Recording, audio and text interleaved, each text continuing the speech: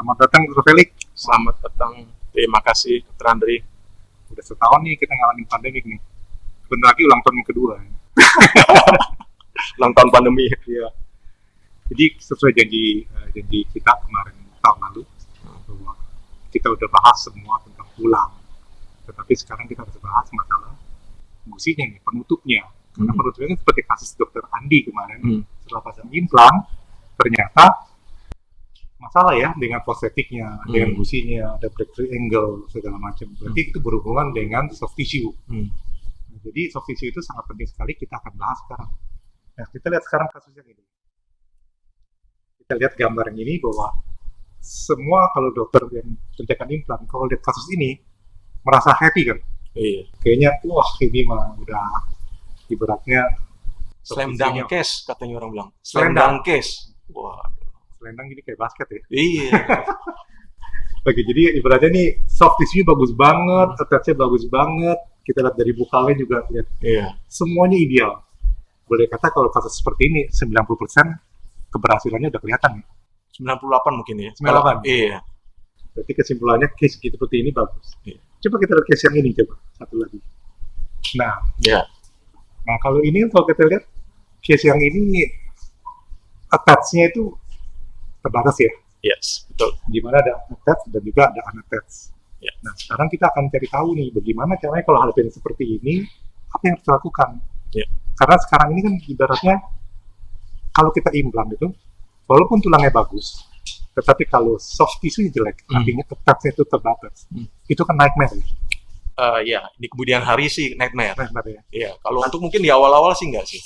Awal enggak merasa happy ya pasang implan. Iya, itu Tapi baik-baik sekarang aja. mau tanya, kalau seandainya begitu, bisa kita sebut dong ya, kalau misalnya soft tissue attach-nya tidak ada, lebih baik jangan pasang implan. Iya, kita boleh bilang seperti itu gitu loh. Karena kan kita nggak bisa seperti kayak istilahnya hit and run aja, pasang terus selesai gitu. Selesai. Kan? Iya kan, nggak bisa. Kalau kayak model hit and run mungkin bisa ya, tapi kalau kita benar-benar untuk long term, pasien itu ada kontrol, ya itu kan sebetulnya PR buat kita untuk jangka panjang sebetulnya nanti ke Berarti depan. kesimpulannya kita mesti tahu dong, apa tuh hebatnya attach kan? Iya. Kenapa sih sampai Diperlukan banget gitu ya. Untuk diimplan tentunya ya. Betul. Jadi kalau gitu, coba kita lihat case yang ini, yang sudah pasang implan. Iya. Kita lihat di bagian lingualnya oke ya. Iya, cukup baik sih. Bagian bukalnya terlihat ya, attach itu berkurang.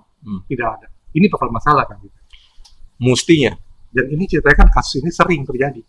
Ya, betul. Dan harusnya bagaimana kalau kasus seperti ini, terus kita sebagai dokter gigi, caranya gimana untuk supaya gain attach mukosanya Iya. kan? Itu nggak ya? Iya, Dokter betul. ya?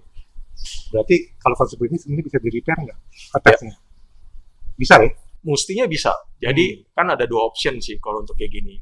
Mulai kita dari awal kita sudah memang kita manipulasi. Jadi artinya Sebelum pasang implan kita manipulasi atau kita melakukan suatu tindakan insisi yang kita manipulasi, modified incision supaya kita bisa gain keratinize-nya. Atau ya mungkin kalau udah kejadian seperti ini kita kan harus pikirkan what's next. Kalau udah kejadian misalnya Ya, kita udah nerima udah case-nya kayak gini gitu ya, udah what's next-nya ya. Salah satunya ya yang itu kan adalah pasti kita melakukan suatu tindakan bagaimana kita menghasilkan suatu attach dan keratinize di daerah sekitar implan. Itu. Jadi Betul. Dr. Feli akan kasih tahu nih ya triknya gimana supaya pada saat kita pasang implan mesti hati-hati dengan attach. Yes. Dan bagaimana kalau saat itu sudah terjadi kita harus bagaimana gitu kan. Betul. Kita kasih contoh kasus yang selanjutnya nih. Nah, ini lebih menyeramkan kan? Yes, betul. Antara attach dengan unattached nggak akan jelas. Iya. Iya kan? Betul kan? Iya, betul. Nah, sekarang bagaimana caranya supaya kita tahu bahwa ini attach di mana? Iya. Betul kan? Betul. Saya sih ada cara seperti ini contohnya ya. Saya bisa kasih gini. Boleh. Nah, ini anestesi ya? Iya benar. Iya. Dengan anestesi kita bisa tahu gimana attach, gimana unattached. Betul. Gitu ya. Itu salah satu Triknya. Ya, salah satu trik ya. Itu kalau mau anestesi nih. Iya. Tapi kalau nggak mau anestesi juga ada triknya. Ada yang lain ya. Ada trik yang lain. Kita mau nunggu nih kayak apa nih. Kita lihat yang lain. Seru-seru. Ada beberapa cara sih sebetulnya. Iya. Jadi kita lagi bicarakan tentang ini ya dengan pendekar kita nih, pendekar. Waduh, pendekar. Dr. Felix. Pendek tapi kekar ya. Iya. Tapi enggak nih sekarang jadi kurus kok. Ya, kurang makan sih sejak COVID. Iya. Jadi sekarang kita langsung aja Dr. Felix. Kira-kira tuh tes mukosa itu apa sih sampai demikian pentingnya buat dokter gigi supaya tidak jangan sampai kecemplung gitu ibaratnya kan. Betul. Kalau udah kecemplung kan ceritanya ribet tuh. Nanti Iya. ada masalah pocket segala macam-macam ya. Coba Dr. Felix tolong jelasin deh, gimana sih itunya dia punya tes itu? Syarat-syaratnya apa tuh tes itu? Betul. Oke. Kalau kita ngomong dari awal apa yang dikatakan Dokter Andri itu benar sekali. Jadi dulu itu sebelum saya tahu mengenai fungsi ini attach gingiva tuh ternyata in the future tuh penting banget. Sebelum jadi pendekar gitu ya? Ya enggak juga lah. Ternyata tuh kalau kita lihat mau implan yang dilihat cuma satu. Apa tuh? Tulang. Benar. Jadi yang diraba-raba pencet-pencet itu tulang. Wah, tulangnya cukup. Hajar. Ya kan? Yang penting tulang ada. Gitu loh. Nah, kita nggak pernah mikir tuh soft tissue kayak apa, tes non attach bodo amat, nggak tahu deh. Pokoknya yang penting tulang ada, bisa ditancap. Poinnya kan gitu doang kan. Iya, Ya. betul. Nah, sekian waktu ini adalah biasanya years sih. Years. Tahun ya. Ya, mulai nanti nih si implan ini kok nih abutment-nya sekarang mulai kelihatan ya. Dulu waktu pertama kali prostatik kan cetak masih Bagus. cakep nih. Iya, Wow, betul. masih bagus. Setelah sekian waktu mulai itu. Ternyata ada resesi. Nah, kenapa bisa resesi nih? Ya kan? Ternyata ya setelah kita belajar lagi ternyata ini karena nggak attach nih soft tissue-nya. Itu Nah, itu makanya atas penting banget ya. betul. Nah, jadi fungsi dari attach itu sangat penting dalam segala hal. Dalam hal implan ini, di implan ini fungsinya sangat banyak. Jadi kalau boleh disampaikan ini attach gingiva, terutama yang berkeratin gingiva, itu tuh sangat berperan penting terhadap misalnya gini. Jadi bila ada suatu itu mekanis ya, apa namanya, kayak sikat gigi lah atau makanan yang keras kah, itu salah satu proteksinya. Proteksi dari si sekitar implan tersebut, itu salah satu fungsi utamanya. Yang kedua, kalau dia attach, berarti apa? Berarti dia punya soft tissue itu tidak bergerak pada saat pasien makan atau bicara. Kalau dia unattached, berarti karena disebut unattached karena dia bergerak. Masuk akal. Jadi Nah, artinya pada saat bicara tuh betul, ada ketarik-tarik. Jadi Nah, kalau gitu jadi nanti ada celah ya. betul, ya. Dokter Andri. Nah, begitu celah. Nah, problem ya kalau makan kan nggak mungkin mingkem terus. Berarti kan mesti bergerak terus kan. Nah, nanti ada debrisnya itu bisa masuk ke dalam sulcus. Ya. Nah, itu masalah awal-awalnya tuh, gitu loh. Ya, selain ada beberapa jurnal dikatakan juga dengan adanya attach dan keratinized gingiva itu membantu terhadap defense karena di dalam sulcusnya tersebut itu makin tebal dia punya keratinized atau attached gingivanya, dia punya imun system di dalam gingival clavicular fluid itu makin baik, hemostatis untuk imun defense-nya ya, ada immunoglobulin ya, dibandingkan yang memiliki sedikit atau yang tidak ada. Dengan kata lain, kalau kita bilang attach itu gigi, kita anggap gigi normal, kalau dia ada attach, dia akan nempel dan artinya tidak ada rongga yang terbuka yang bisa masuk bakteri atau debris gitu kan. Yes. Kalau nggak ada attach, artinya selalu bisa terbuka. Betul. Itu di gigi asli ya? Ya. Berarti implan juga akan sama? Akan sama, malah lebih worse. Lebih parah lagi? Lebih parah. Karena gini, kalau secara teorinya, kalau kita lihat secara connective tissue, kita ngomong connective tissue, jadi kenapa si gingiva itu bisa attach? Ya, nah itu dia. Nah, kenapa bisa attach? Nah, saya masukin ibaratnya syaratnya apa gitu bisa attach? Iya, kenapa ada yang bisa attach, matanya bisa nggak attach? Ya, mungkin saya coba masukin saya punya slide ya untuk kita lihat. Oke, kita lihat dari slide gambar ini ya. Kita lihat. Jadi kenapa sih gingiva atau mukosa itu bisa attach? Ya, terutama kita lihat dari gigi dulu deh. Kenapa mekanisme attach itu bisa terjadi? Jadi kalau kita lihat di gambar ini, antara gigi kita, tulang alveolar dan gingiva itu ada interaksi berupa connective tissue. Oke, ya. connective tissue itu yang membuat, karena ikatan connective tissue ini adalah ke gigi dan ke tulang alveolar, di crest alveolar, ya kan? Nah, once misalnya kita cabut giginya, yang emang ligamen nggak ada, tapi kita masih ada attachment di bagian yang lain, yang dari alveolar, dentinal alveolar lah, yang dari gingival cemento udah nggak ada lah ya, kalau udah dicabut. Cuman prinsipnya yang dari alveolar itu masih berperan penting sehingga mereka masih tetap attach. Jadi ceritanya di dalam gusi itu, depannya kan epitel ya. Betul. Di dalamnya itu connective tissue. Betul. Connective tissue itu ada fiber sebenarnya. Yes. Yang mengikat ke tulang atau dan ke gigi. Pada saat masih itu ada giginya kan. Dan itu yang disebut attach. Nah, karena itulah dia bisa attach. Jadi fibernya itu yang penting ya. Yes. Nah, kalau kita lihat turun ke bawah di gambar ini udah nggak ada kan fibersnya. Betul. Nah, itu dah, makanya itu mukosa bergerak. Ya, kenapa mesti bergerak? Karena kita harus makan, kita harus ngomong. Kalau kita attach semua, kita nggak bisa makan, kita nggak bisa ngomong. Jadi kaku semua. Nah, jadi udah diciptain di atas, semuanya ada bagiannya nih. Ada yang mukosa bergerak, ada yang attach. Nah, yang bagian kita perhatikan di sini, yang di bagian kita ada connective tissue ini, itu biasanya epitelnya itu berbeda dengan yang unattached. Epitelnya ada stratum corneum namanya, lapisan terluarnya, itu keratinized gingiva kita bilang. Nah, ini yang sangat berperan penting untuk proteksi nih. Ya, jadi kalau kita udah attached, kita ada keratinized, wah itu kualitasnya mantep istilahnya gitu loh. Jadi udah jaminan itu udah kemungkinan besar udah bagus lah ya. Nah, jadi kalau ini dua hal ini harus ada. Nah, kenapa tidak bisa attach itu hilang? Nah, itu karena kita cabut gigi, tahu-tahu attachnya berkurang kayak seperti foto gambar tadi ya. Nah, kenapa tuh? Ini ada beberapa penyebab yang menyebabkan attach gingiva tuh menjadi hilang. Pertama, pasti periodontal disease. Ceritanya masih ada gigi ya gitu.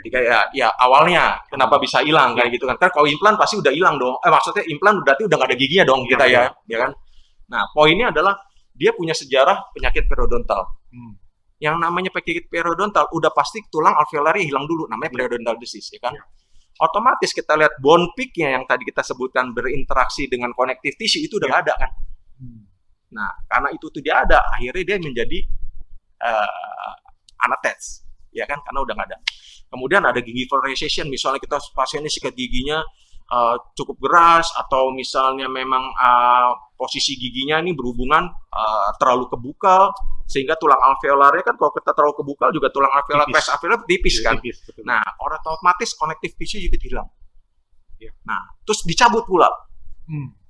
Ya sudah hilang semua, karena emang udah tipis, dicabut, hilang udah semua. Kalau begitu lebih baik kalau kita ketemu pasien yang giginya lebih kebuka, tarik telinga dulu sebelum dicabut. Betul, Dokter Andri. Kalau pasiennya mau. Jadi gini, kita ada satu hal menarik nih ya. Saya kasih lihat gambar seperti ini. Ya, kita loncat sedikit ya. Tapi ini suatu bahan diskusi yang sangat menarik. Kalau kita lihat gambar ini, ini attach gingiva-nya tuh besar sekali loh. Benar, dia kelinguang. Karena dia kelinguang. Nah, jadi kalau Dokter Andri bilang kita tarik kelinguang dulu, benar juga. Itu salah satu kita again keratinized gingiva kalau masih ada giginya. Wah, itu good point. Ya, kalau kita lihat di sini dia kebuka, dia tipis. Iya, benar. Begitu dia ke sana, tebal, tipis lagi. Nah, jadi kadang-kadang kita bekerja secara multidisipliner dalam hal ini adalah apabila kita memahami ya mekanismenya seperti ini, kita misalnya bekerja dengan multidisipliner, kita bisa kerja sama dengan ortodontis mungkin. Bagaimana kita before, even though gigi itu di end-nya mau dicabut, tapi kan kita mungkin nggak mau bikin problem, kita mesti soft tissue grafting lah, apa segala macam, ini menjadi satu solusi. Tapi kalau kita geser ke lingual, bukannya soft tissue bagian lingual jadi tipis? Biasanya enggak. Biasanya kan karena tulang lingual itu cenderung, lingual atau palatal cenderung lebih tebal dibanding tulang bukal. Masuk akal. Gitu. Biasanya cenderung lebih tebal, jadi nggak terlalu signifikan gitu loh. Jadi boleh dibilang masih bisa ya, asal jangan too much ya. Iya. Ya, asal jangan too much gitu. Oke, kita kembali mengenai hilangnya kenapa.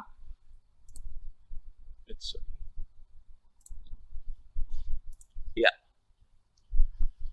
Ya, kita tahu semua kalau misalnya frenulum terlalu tinggi juga otomatis itu kan suatu yang kita bilang mobile ya. Jadi unattached. Karena ada tarikan frenulum, otomatis juga terjadi resesi, otomatis kayak ada pulling effect sehingga attach-nya juga hilang.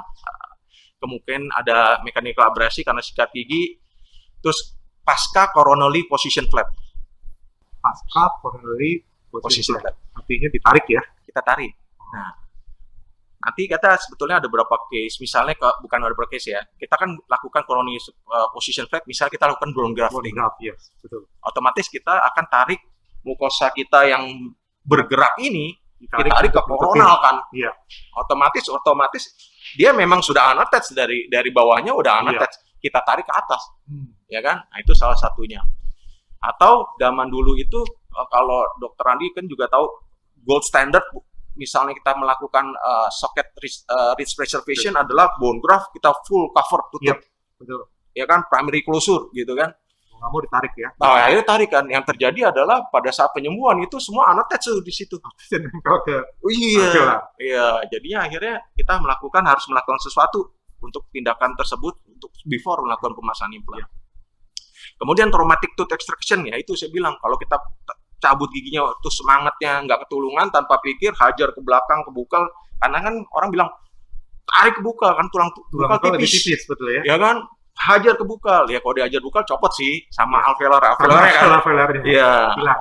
Otomatis hilang juga tuh. Jadi kadang ngomong, saya habis cabut gigi dok, connective tissue-nya hilang semua, attach gigi-nya hilang. Oh iya. Jadi mukosanya udah unattached semua karena collapse. Dengan kata lain, pada saat kita cabut gigi, kemudian terjadi penyembuhan, tulang alveolar bagian bukal itu collapse. Ya. Akibatnya jadi attach-nya pun collapse. Jadi mukosanya malah yang jadi naik ke atas. Betul. Jadi sekarang ibaratnya kalau bisa cabut gigi jangan sampai tulang alveolarnya itu resolve. Betul. Resolve pasti dong. Cuman jangan cuma kalau kita sudah total hilang, berarti kan kita resolve-nya udah terlalu besar kan. Sedangkan kita butuh peak-nya nih. Bone peak-nya, marginal bone yang di alveolar itu kita perlu. Kalau kita udah patahin di situ, repot ya. Udah hilang. Berarti kita cabutnya sekarang akal-akal aja ya. Ya, kan lebih susah cuma di split lah. Okay. Jadi giginya itu di split dibanding kita ambil utuh. Iya, gitu. Oke. Ya, kira-kira gitu dok. Nah, terus tadi Dokter Andri juga menyampaikan bagaimana nih kalau udah kejadian gitu kan? Iya, ya. Kejadian. Nah, jadi sebetulnya di sini kalau di implan yang tadi Dokter Andri sempat kasih lihat kita slide-nya, kadang-kadang di implan itu ternyata udah di cervical dari implan itu sudah unattached. Ada dua kemungkinan, dari awal dia memang sudah unattached, atau awalnya ada attached, kemudian sedikit biasanya ada attached, kemudian terinfeksi. Jadi dia punya alveolarnya mulai hilang sehingga dia menjadi unattached kan. Jadi dia infeksinya menyebabkan alveolarnya hilang. Yes. Kalau alveolarnya nggak hilang harusnya nggak seperti itu ya? Biasanya nggak segitu. Oh. Gitu. Bisa juga pada traumatik ya? Iya. Pas kerja ya? Betul. Atau mungkin bone compression terlalu besar atau bagaimana. Atau bisa nggak kalau misalnya karena lagi pas di open kita pasang implan, dijahitnya terlalu kencang. Jadi artinya kan soft tissue-nya itu di-press gitu. Itu kayak saya jujur belum bisa tahu. Tapi yang jelas kalau dari yang saya pahami, kalau kita narik soft tissue itu terlalu kuat, ya. Ibaratnya kayak kita tarik tambang itu ya, yang terjadi adalah soft tissue kan ischemic kan. Ischemic itu artinya nanti si soft tissue itu akan nanti nekrotik. Akhirnya ya lepas juga si benangnya. Kalau misalnya dari soft tissue-nya tersebut. Jadi memang kalau misalnya kita lihat memang attach kitnya udah nggak bagus, ya kalau saya personally sih saya biasanya udah pasti saya nggak ada penjahitan. Saya avoid karena saya khawatir pertama biasanya soft tissue itu tipis. Gitu. Kalau menjahit terbuka gimana? Iya, kan pencabutan ya kan. Oh, maksudnya kalau pasang implan? Oh, kalau pasang implan. Kalau pasang implan ya mau nggak mau dijahit. Ya kita jahit ya. Kalau Nah, pencabutan mendingan jangan ya. ya kalau kita misalnya implan ya kita jahit nggak ada masalah. Ya tapi kita harus do something habis itu. Nah, yang kita lakukan bagaimana sih kalau untuk kita mendapatkan attach atau koordinasi gingiva yang baik untuk implan? Biasanya kita lakukan bisa dengan cara apically position flap. Salah satu caranya. Apically Position flap. Ya. Jadi digeser ke apical. Ya, ke apical. Nah, biasanya ini di implan ini lebih ke arah kita misalnya kita lakukan insisi ke bagian palatalize jadinya. Jadi kita nggak mid crestal nih. Oh, ini ceritanya mau pasang implan ya? Ya, kita mau pasang implan nih. Jadi kita cari yang ada attachnya yang lebih banyak ya? Betul. Kita insisi di bagian lingual. Kalau di jurnal kebanyakan ngomongnya lingualize incision, bukan palatalize. Oke, jadi kita misalnya bisa lakukan dengan cara kita insisi lebih ke arah lingual atau lebih ke arah palatal. Tapi kita mesti lihat dulu, kalau palatal udah pasti attach lah. Itu nggak mungkin nggak. Nah, kalau kita misalnya mengambil dia lingual, kita mesti lihat lingualnya memang ada attach, cukup nggak attach. Kalau misalnya cukup, ya kita ambil insisi sedikit ke arah lingual. Nah, kita nanti flap itu kita apically position. Pada saat second stage ya? Nah, bisa second stage. Nah, ini kalau misalnya tergantung implannya kita apa nih. Kalau misalnya let's say kita pakai implannya tissue level misalnya. Berarti kan kita nggak ada second stage kan. Berarti pada saat kita balikan kita punya flap, kita nggak full cover kan. Jadi si flap kita ada di bagian bukal nih sekarang. Tadi kan before-nya kan sebelum kita insisi kita sebetulnya dia ke arah lingual. Nah, begitu kita insisi di arah lingual, begitu kita balikan kan nggak bisa. Ini ada neck-nya kan. Jadi kita taruh di bukalnya. Jadi kita gain dari situ. Jadi ya ibaratnya atas mukosa yang di bagian lingual kepala itu kemudian digeser ke arah bukalnya. Berarti arah mesial distalnya nggak rapat dong? Dapat. Tetap karena nanti dia ada kayak kalau dokter misalnya perhatikan nanti di bagian cervical tuh ada kayak band lapisan tuh. Nah, itu biasanya terbentuk kayak gitu tuh sampai ke itunya juga sampai ke arah si apa namanya mesial medistalnya. Karena bagian pun juga kan yang kita coba tarik ke arah bukal kan udah terganjel sama ini misalnya flap kita. Kan udah nggak bisa balik 100% bisa balik ke arah semulanya. Itu walaupun kita jahit ya. Mesial distalnya jadi open. Nah, open itu menjadi secondary healing kan. Jadi sedikit terbuka ya, nggak benar-benar sedikit ya. Iya, sedikit terbuka. Nah, kalau sedikit terbuka itu menjadi secondary healing. Secondary healing ini alveolar ini dia kan alveolar ini kan bisa berhubungan dengan saya bilang tadi, bisa ada connective tissue-nya. Nah, yang terbentuk adalah dan dia membawa genetic cell juga untuk terbentuknya adalah attach gingiva. Maka yang terbentuk adalah tetap attach gingiva. Nah, pasti ada pertanyaan nanti.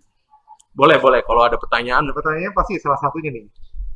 Pada saat dipasang flap, pada saat di move flapnya, kemudian mesial distalnya open sedikit.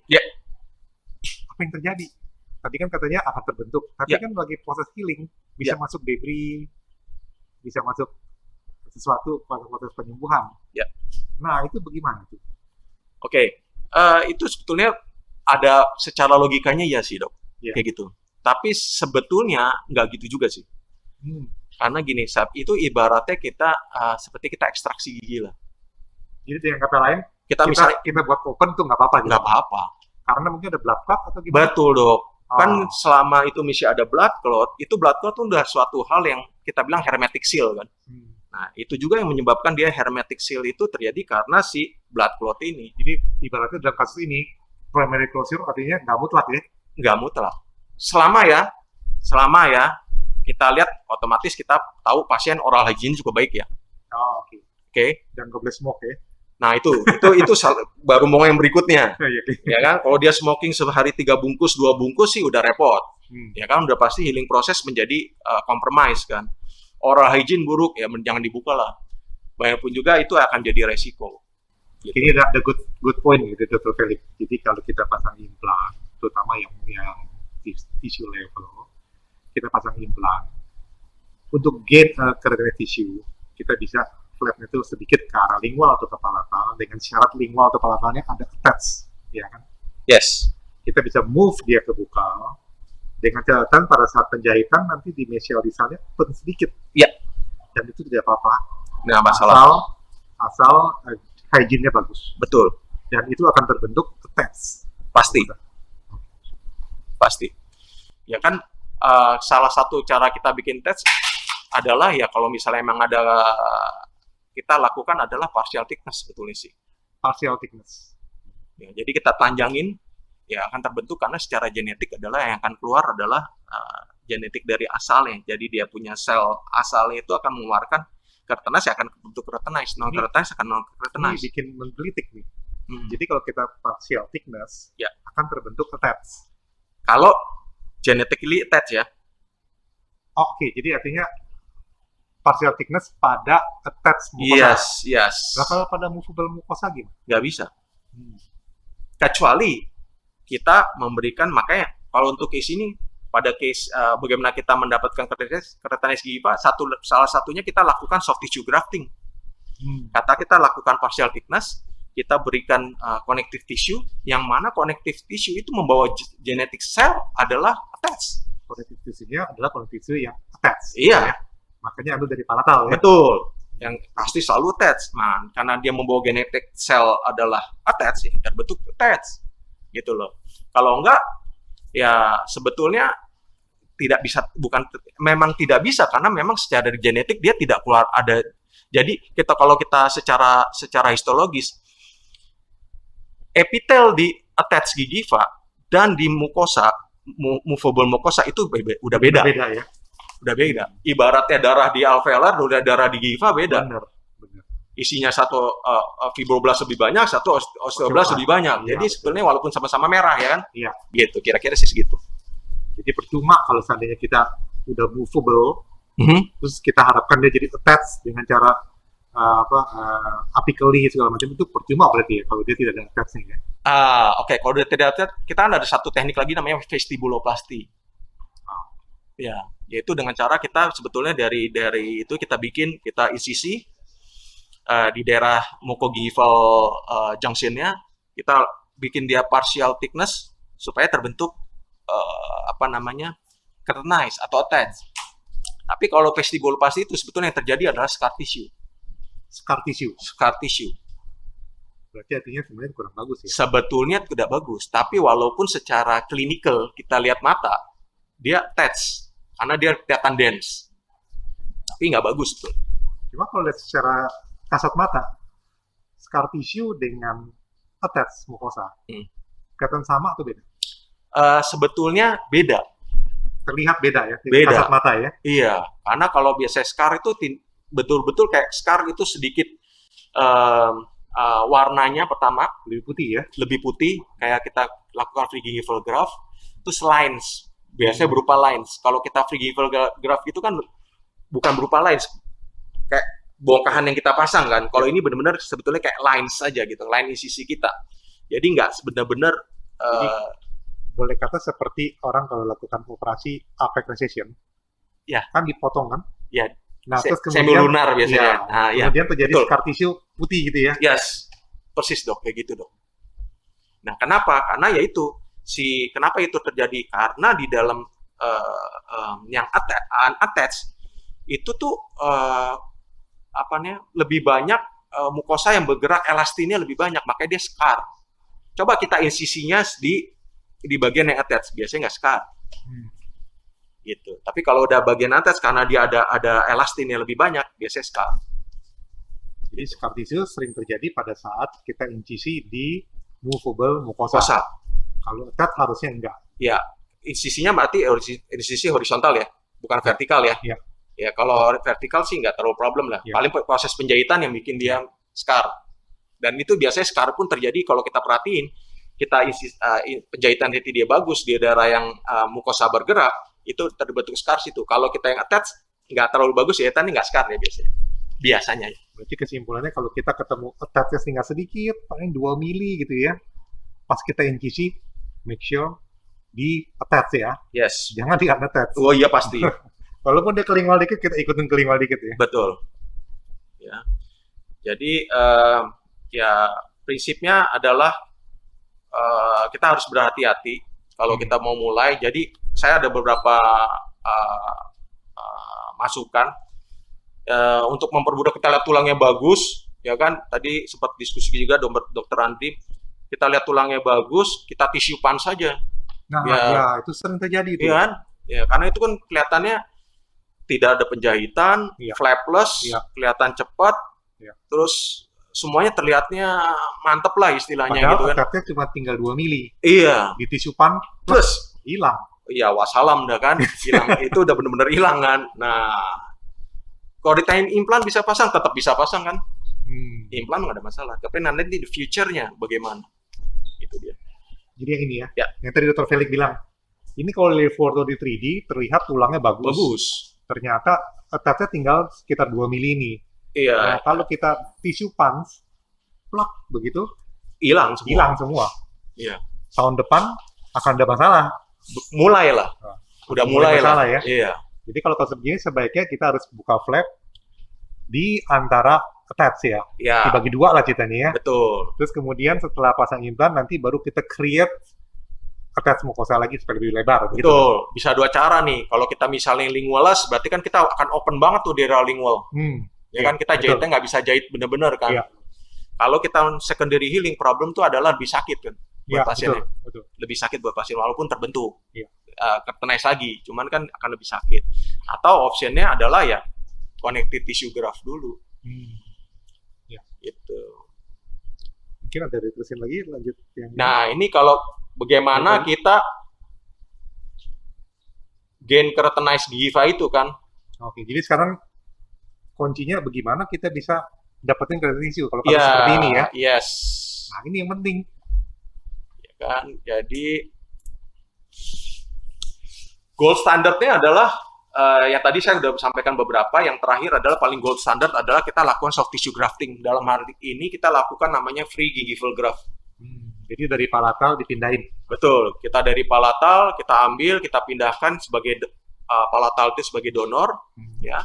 Karena dia secara genetik dia membawa sel genetik untuk keratinize, attach dan keratinize. Nah, kita pindahkan ke daerah yang membutuhkan, dalam hal ini yang mukosa bergerak. Gitu. Itu kerjanya gampang nggak ya? Kenapa? Kerjanya gampang nggak tuh? Oh, kerjanya gampang. Kalau dilihat gampang.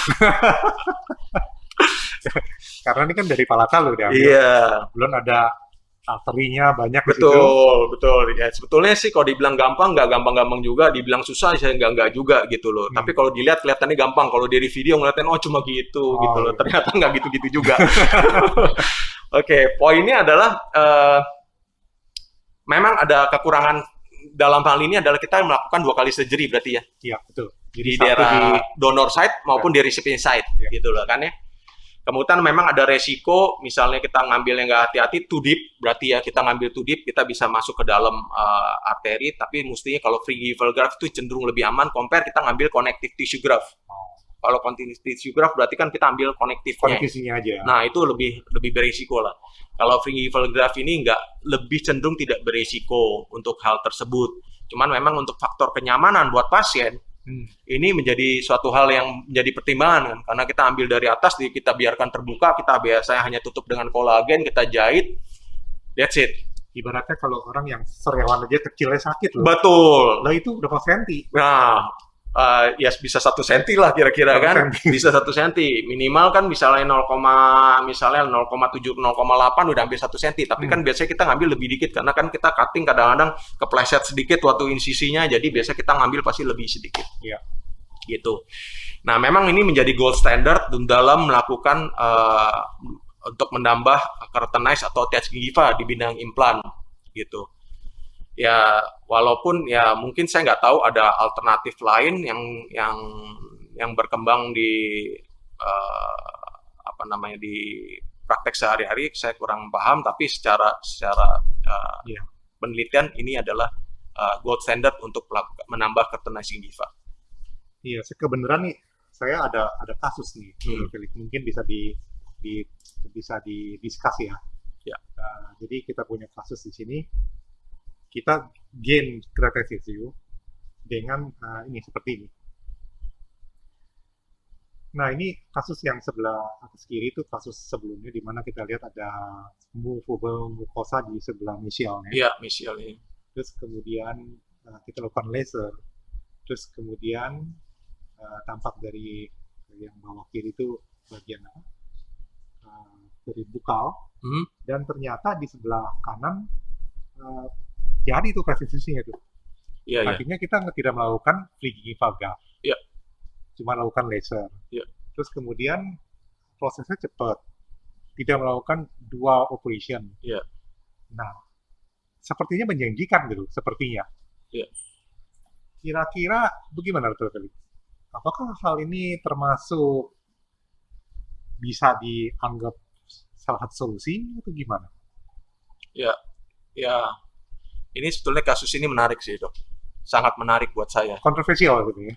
Boleh dibilang cukup kontroversi gitu loh. Karena kenapa saya bilang cukup kontroversi? Karena gini ya, secara uh, jurnal, saya terus terang cari jurnal mengenai hubungannya ini ketenais gingiva. Kita mendapatkan ketenais gingiva atau tes gingiva di mukosa bergerak untuk implan tersebut dengan menggunakan laser, itu belum ada jurnalnya, Dok, yang saya dapatkan sampai saat ini. Mungkin saya akan tetap cari, Dok, ya. Tapi memang ini kan merupakan suatu temuan kita bilang jadi suatu evidence base ya, Dok. Mungkin ya. Ya, jadi saya nggak bisa ngomong ini nggak mungkin atau bagaimana, tapi secara clinically ya ada gitu kan. Ya. Dan memang kalau apa yang disampaikan Dr. Andri ini cukup promising ya, karena kan yang kita tahu bahwa kalau free gingival graft itu ya tadi Dr. Andri sudah sampaikan operasinya nggak semudah itu gitu kan ya, maksudnya ya quite complicated, terus kemudian ada 2 trauma, sedangkan ini kan kita trauma lebih kecil lah ya, buat pasien lah ya, karena boleh dibilang intinya localized, hanya di situ aja kan, dan hasilnya cukup baik gitu loh. Saya coba mempelajari terus terang mengenai mekanisme laser ini terhadap soft tissue ini, dan suatu hal yang sangat saya pelajari dan saya baca dari jurnal itu sebetulnya memang ternyata ada possibilities tuh tentang laser ini. Yes, masih ada titik make sense-nya bagaimana kasus ini bisa terjadi tuh. Bagaimana tuh? Jadi yang saya baca itu bahwa di dalam epitel apa namanya, baru saya kasih lihat slide tadi gitu. Saya buka slide saya lagi ya. Ini kita ngomong sedikit teori ya, cuman ini karena kita mesti ngomong rada saintifik nih kalau kayak gini. Jadi bukan, kan kalau Dr. Andri kan dari segi evidence based, ya kan? Dan saya terus terang, saya personally sih nggak memiliki evidence base seperti itu, karena saya memang tidak menggunakan laser seperti yang Dr. Andi gunakan. Tapi kita coba cari apa namanya, sesuatu yang bikin make sense ya. Iya, suatu hal yang benar-benar make sense sehingga saintifiknya bisa. Betul, bisa dipertanggungjawabkan ya. Kita juga bukan asal katanya kan jadinya kan ya. Oke, kita kembali mengenai slide sini. Kita lihat di sini ada lapisan epitel di mukosa yang attach terutama ya, itu menjadi 3 lapisan nih. 4 lapisan. Ada stratum corneum, stratum granulosum, stratum sinuosum, dan basale. Ya. Nah, corneum kita tahu itu berhubungan keratinize gitu loh. Nah, untuk jadi keratinize itu ternyata di stratum basale itu nanti ada sel namanya melanosit sama Langerhans. Melanosit itu yang memberikan pigmen. Kalau orang suka depigmentasi kan, suka kita buang kan, ya itu kita buang epitel ini hanya sampai basal. Nah, taunya dari basal bagaimana? Kalau kita sampai basal berarti kita nggak berdarah-darah tuh pasien tuh. Kita akun ablasi nggak berdarah-darah berarti kita main di epitel. Kalau kita mulai ke bawah di lamina propria udah connective tissue, udah akan berdarah, ya kan? Nah, di stratum basale ini itu tuh apa namanya, ada yang saya bilang tadi, ada Langerhans dan melanosit. Nah, melanosit dan Langerhans ini berperan penting dalam mekanisme terbentuknya keratinosit. Keratinosit itu adalah yang membantu terjadi pembentukan keratinize stratum corneum tersebut. Nah, saya coba hubungkan nih, saya jadi pelajari, coba hubungkan laser yang gunakan Dr. Andri itu bekerja di panjang gelombang 2790 nano. Ya. Nah, sistem kerjanya itu adalah melakukan sistemnya ablasi, dan ablasinya tersebut itu ada di yang A ini kalau kita lakukan ablasi, sistem ablasi. Jadi dia kalau yang ablasi itu termasuk 2790 adalah ablasi, dan dia hanya sampai di basale ternyata. Di basale. Basale itu justru yang ada tadi Stratum yang ada Langerhans dan melanosit. Nah, yang dituju salah satunya ternyata di laser ini yang mereka in target adalah ternyata memang Langerhans dan melanosit tersebut. Dia mengaktifkan. Yes, jadi dia reactivated, dia mengaktifasi sehingga bisa menyebabkan keratinize itu kemungkinan besar terbentuk karena itu teraktivasi. Tapi semuanya ini di tisu ini adanya di attach kan? Yes. Di mukosa movable tidak ada kan? Musuhnya tidak ada. Dan namanya basale, epithelial basale itu tidak ada di mukosa movable. Mustinya. Jadi ibaratnya kalau seandainya itu movable kita laser, harusnya harus ada attach di situ ya. Betul. Kalau nggak ada attach dia tidak ada. Tidak bisa. Karena nggak ada sel melanositnya, dan itunya kan kalau kita perhatiin semua yang pigmentasi hampir nggak pernah pigmentasi di dalam yang movable, selalu yang di attach. Benar juga. Ya kan? Iya, benar juga. Nah, jadi sebetulnya di dalam satu hal ini ada yang menarik adalah ternyata berhubungan, tapi kembali Dr. Andri tadi sampaikan, tapi kan di dalam case ini adalah unattached nggak punya mustinya dia melanosit dan Langerhans itu pasti udah berkurang, tapi kok bisa terbentuk? Nah, ini menjadi suatu misteri memang. Atau bisa juga mungkin begini, kan beberapa kasus kita bilang namanya Friggy valga segala macam, kita malah ada yang mengambil gigiva itu bisa dari bukal, diambil strip satu jari, kemudian ditaruh di situ sebagai untuk stimulate terbentuknya attach keratinize kan. Mungkin bisa dari situ kali ya, karena kan artinya pada saat kita laser tadi, kalau kita perhatiin di ini slide ini, di lasernya itu di antara attach dan unattached. Ya. Jadi otomatis setelah di laser udah benar nih.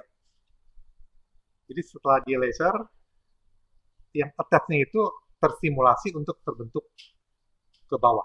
Mungkin. Saya belum bisa jawab, tapi mungkin.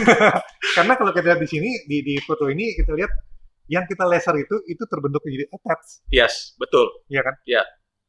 Yeah. Cuma bedanya dengan Friggy valgraph. Kalau Friggy valgraph itu menambah volume. Ya, thickness-nya bertambah. Kalau ini enggak. Ya. Nah, itu plus minusnya ya. Iya. Plus minusnya adalah kalau kita Friggy valgraph pasti ada volumenya bertambah, thickness bertambah. Betul. Tapi sebetulnya ada bad side-nya juga, karena nanti warnanya tuh beda tuh nanti. Yang mana ya? Kalau kita Friggy valgraph di bukalnya nanti lebih putih. Oh, artinya Friggy valgraph warnanya pasti beda dengan gusi yang di sana. Iya, jadi kita yang di let's say yang di laser ini adalah kita lakukan Friggy valgraph. Ya. Berarti daerah situ akan lebih putih dibandingin mesial sama distalnya. Betul. Karena itu gusi palatal yang nempel di sana. Betul. Kalau gitu, kalau soal color mendingan laser dong ya, warnanya sama. Kalau dalam hal ini kan sama gitu. Ini ada, makanya kita ngomong ini ada keuntungan, ada kekurangan. Ya, jadi kalau mengenai dari scientific yang saya bisa baca seperti itu, tapi secara exactly-nya seperti apa ini menjadi suatu masih pertanyaan, dan kayaknya mesti perlu diteliti lagi. Mungkin kalau misalnya ada teman-teman dari audiens yang mempunyai pengalaman atau pernah baca jurnal, saya feel free untuk kita belajar sama-sama gitu loh. Iya. Kasih case yang tadi ya, mungkin dokter-dokter mau tahu. Boleh. Step-stepnya gimana ya bisa kayak gitu ya? Boleh, Dok. Supaya nggak penasaran, saya kasih lihat case ini. Ini case yang sebelumnya. Terus ini tampak dari bukal, kita lihat bahwa dia punya kecil banget ya. Iya, that's kecil sekali. Terus kemudian kita laser dari tampak bukal, dan ini saya berikan jadi gini, laser itu pada saat kita laser memang sampai ke di sini nggak ada basale ya, nggak ada. Tetapi memang tidak berdarah. Terus kemudian untuk protektif saya kasih Resopack.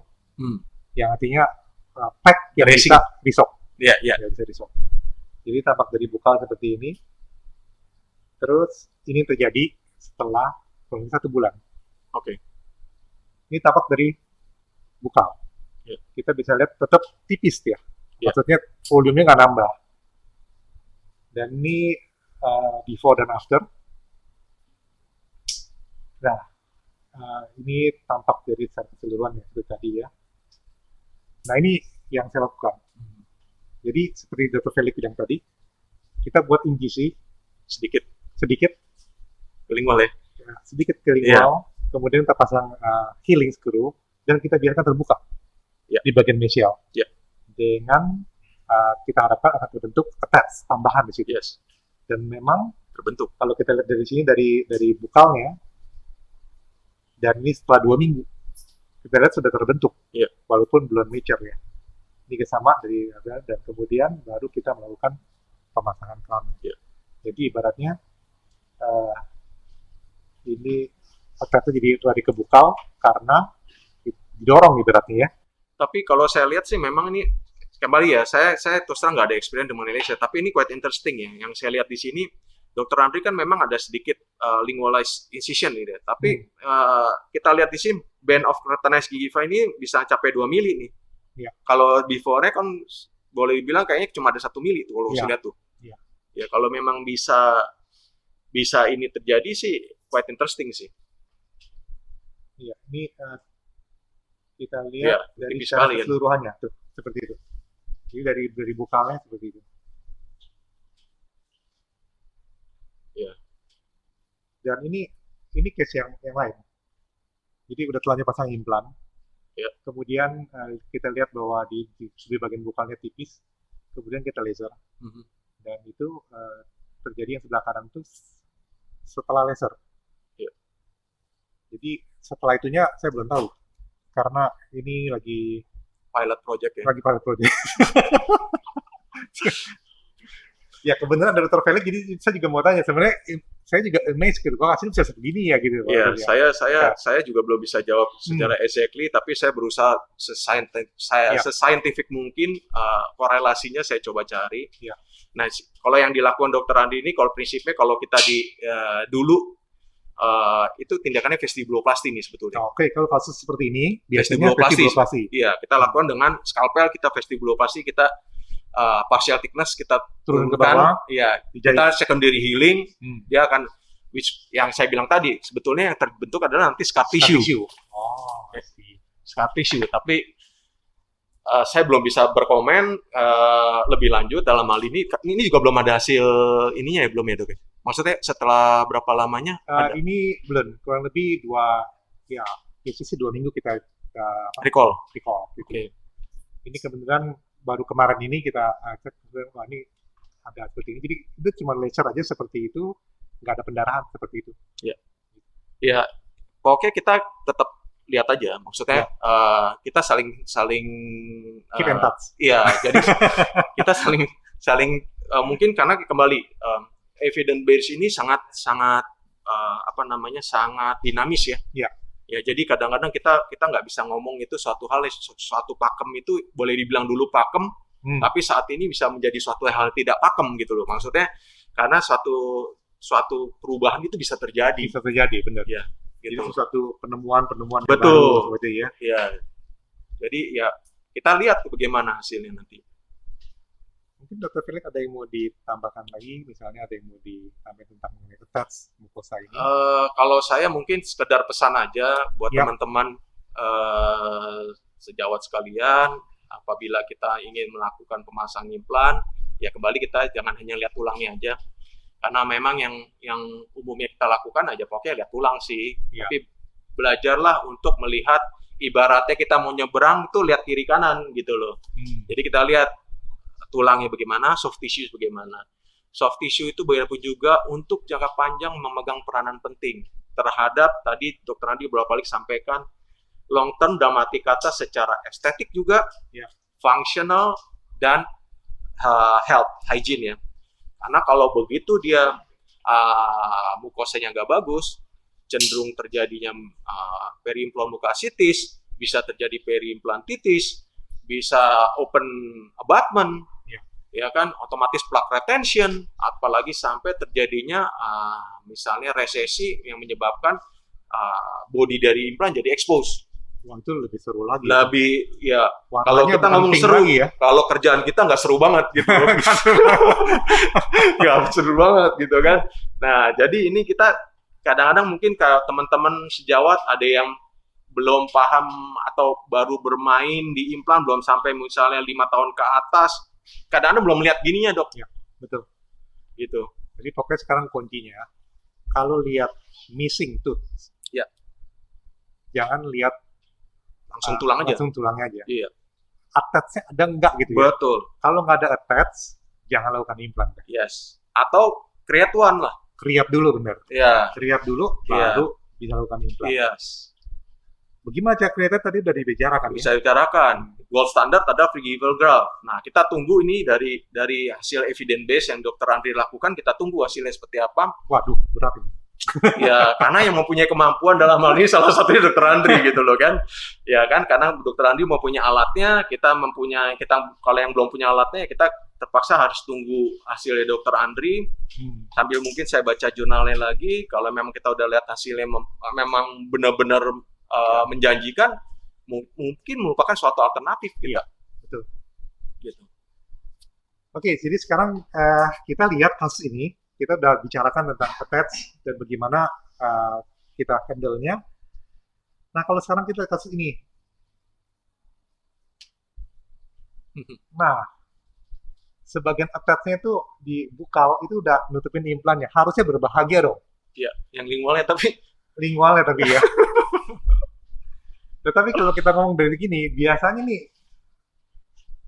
bagian bukal dibuang juga. jangan dong.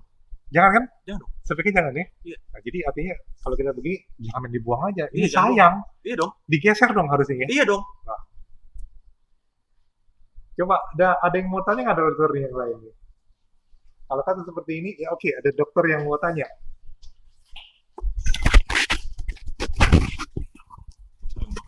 Habis tuh. Jadi kalau kita udah ngerti nih ya, lihat kasus seperti ini, ada attach di bagian nutupin itu jangan dibuang. Kalau dibuang di Oh, tisu iya. pans gitu hilang, kan gampang nih. Oh iya. Gampang tinggal dipotong, set, tinggal cetak gitu ya. Cep gitu ya. Iya. Tapi jadi masalah kan nanti ke depan. Disaster tuh ke depannya. Disaster. Padahal tuh urusannya kayaknya cuma 1 mili. Iya. Oke, ada pertanyaan? Saya mau bertanya ke Dr. Felix mengenai, jadi ada 2 pertanyaan. Yang pertama tadi, kalau kita tahu untuk mendapatkan suatu keratinase gingiva, kalau kita baca dan kita ikutin itu sebetulnya ada 2 teknik ya dok, yang cukup digemari dok. Ya. Jadi yang pertama adalah dengan mucoapical repositioning atau dengan kita melakukan free flap. Ya, free flap graft. Nah, sebetulnya itu kalau kita melihat dari long term-nya, kita melihat dari kestabilan keratinase gingivanya, mungkin karena itu masih ini sih dok ya, jadi masih sebetulnya teknik itu sama-sama cukup populer dan cukup bagus. Tapi mungkin kalau kita melihat dari benefit feedback-nya itu kira-kira menurut Dr. Felix mana yang lebih efisien dan lebih predictable seperti itu gitu. Kemudian yang kedua tadi ada pernyataan Dr. Felix mengenai untuk mendapatkan keratinase gingiva itu dilakukan sebelum melakukan implan, dok. Ya, tadi kan sempat dibahas. Nah, kalau pengalaman saya biasanya justru saya biasa melakukan setelah kita melakukan suatu bone augmentation atau ini kan terjadi defisit dok ya keratinase gingiva. Nah, biasanya saya lakukan setelah pemasangan implan, justru saya setelah finalnya baru kita membuat keratinase gingiva dengan cara yang tadi free flap atau ini. Nah, mungkin ya pengen bahas aja sih dok, mungkin gimana baiknya supaya kita berpikir untuk lebih long term ya, supaya lebih stabil gitu. Makasih dok. Ya. Oke, saya coba jawab ya. Terima kasih banyak Dr. Andri. Oke, yang pertanyaan pertama mengenai bagaimana yang apically atau reposition ya, sama dengan yang Frigival graft.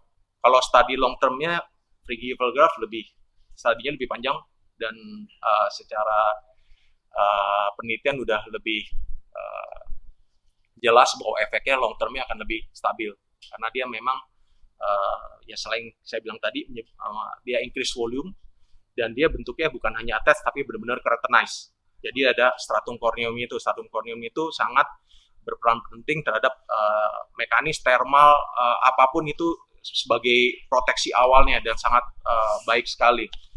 Apically itu kan kalau kita lihat karena kita gain kira-kira misalnya kita ada kekurangan 1 mili kita bisa lakukan extra 1 mm dengan cara kita apically. Tapi kalau memang kita udah kekurangannya cukup banyak ya optionnya adalah mau nggak mau free gavel graft. Itu kalau yang secara mana yang lebih long termnya ya yang saya bilang seperti itu tergantung casesnya sebetulnya. Kalau memang casesnya yang masih kita butuh 1-2 mm aja kita bisa apically. Tapi kalau udah mulai banyak kita mesti free gavel graft. Nah, mengenai augmentation free gavel graft ini sebelum implan apa enggak, cocok sekali apa yang disampaikan dokter. Jadi gini dok, kalau yang saya sampaikan itu kita berarti kalau case-nya itu free gavel kita planning adalah tidak lakukan bone grafting. Jadi saya prefer biasanya sebelum. Tapi kalau ada bone grafting, apalagi kita melakukan, saya sih nggak bone buildernya saya nggak tingkatnya tingkat 3, saya nggak pernah sampai tingkat 8. Jadi saya jadi kontraktornya levelnya masih yang medium kontraktor, bukan belum sampai high rise building ya. Jadi kalau yang main di high rise building udah pasti connective tissue itu udah sampai ke coronal tuh, ya kan? Mestinya ada di vestibulum, sekarang udah di coronal kan. Nah itu dia udah pasti unattached. Jadi untuk hal ini pasti free gavel graft setelah itu, karena nggak mungkin kalau kita mulai di itu nanti begitu kita tarik juga nanti hilang ke sananya lagi, rusak lagi. Ke sana lagi. Jadi udah dibilang itu nggak itu. Cuman saya biasanya kalau kayak gitu, kalau misalnya let's say malas di awal, saya kadang-kadang di second stage biasanya. Waktu second stage kadang-kadang saya lakukan free gavel karena sekalian saya uncovering, sekalian saya free gavel graft. Itu kadang-kadang seperti itu, lihat depends sih. Tapi kalau untuk case benar-benar kayak vertical augmentation, oh itu pasti dok. Udah nggak mungkin kita mulai di awal, itu what a waste gitu kan. Betul. Udah nggak masuk akal deh. Pasti nanti setelah graf ini terbentuk, jadi mukosa udah mukosa semua di bagian situ, even sampai hampir ke lingual, mukosa semua, baru kita lakukan free gavel graft. Kira-kira gitu dok. Kayak gitu. Oke, kita lihat lagi sekarang kalau semua udah dibahas, sudah diceritakan oleh Dr. Felix. Berarti sekarang saya kasih lihat kasus ini, kira-kira ini mau diapakan? Coba lihat ini.